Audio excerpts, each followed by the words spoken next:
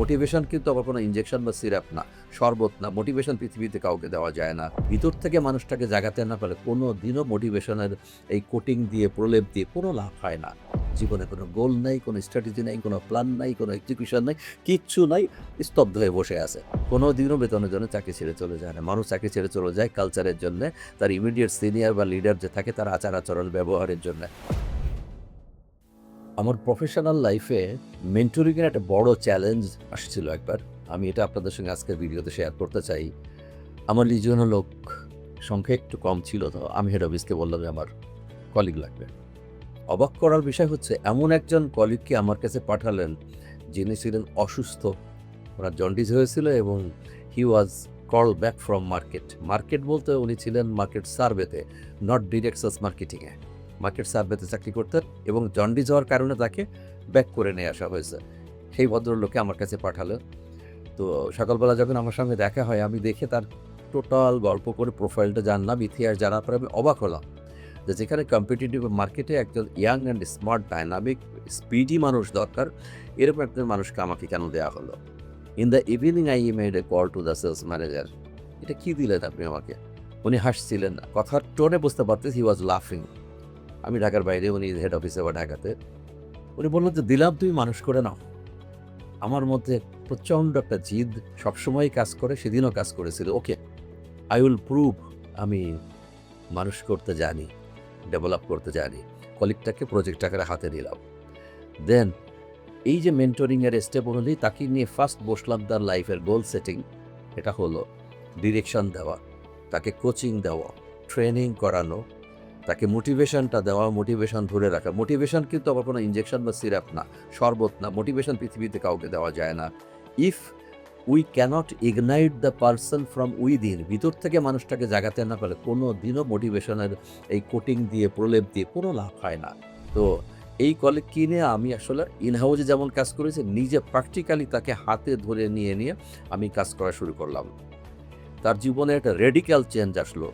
Physical সুস্থতার জন্য তাকে যে পরিমাণে খাবার-দাবার থেকে শুরু করে কী ধরনের বিশ্রাম দরকার, কিভাবে চলাফেরা দরকার, বাইরের, যেহেতু তার জন্ডিস হয়েছিল, বাইরের পানি খাওয়া যাবে না, বোতলের পানি সবসময় সাথে রাখতে হবে, নিয়ম মতো খাওয়া-দাওয়া থেকে শুরু করে এভরিথিং আমি মনিটর করেছি।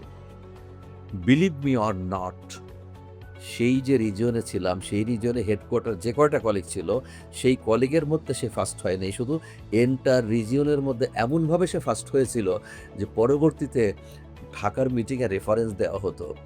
জিলানিকে দিয়েছিলাম তো একটা ওয়েস্ট প্রোডাক্ট, মার্কেট থেকে উইথড্র করা প্রোডাক্ট, তাকেও তো সে তৈরি করে তার রিজিয়নের মধ্যে নাম্বার 1 করে ফেলেছে। আর তোমাদের এখান থেকে ছেলেরা চলে যায় কেন? এই চলে যাওয়া নিয়েও কিন্তু চমৎকার কিছু কথা আছে। মানুষ কোনোদিনও বেতনের জন্য চাকরি ছেড়ে চলে যায় না। কোনোদিনও বেতনের জন্য চাকরি ছেড়ে চলে যায় না। মানুষ চাকরি ছেড়ে চলে যায় কালচারের জন্যে, তার ইমিডিয়েট সিনিয়র বা লিডার যে থাকে তার আচার-আচরণ, ব্যবহারের জন্যে। সেটা অন্য অংশ। এই যে একটা মানুষকে হাতে পাওয়ার পরে মেন্টরিং করে তিলে তিলে তাকে গড়ে দেওয়ার পরে যেটা হয়েছে, এটা ৯৫ সালের গল্প যদি হয়, ৩১ বছর আগের গল্প। এখনো পর্যন্ত এই কলিগটার সঙ্গে মাঝে মাঝে আমার যোগাযোগ হয়। দিস ইজ, আমি বলব যে নেটওয়ার্কিং, দিস ইজ কমিউনিকেশন। আজকাল নেটওয়ার্কিং বলতে আমরা যা বুঝি এটাতে কখনো আমি মিন করি না এটা নেটওয়ার্কিং।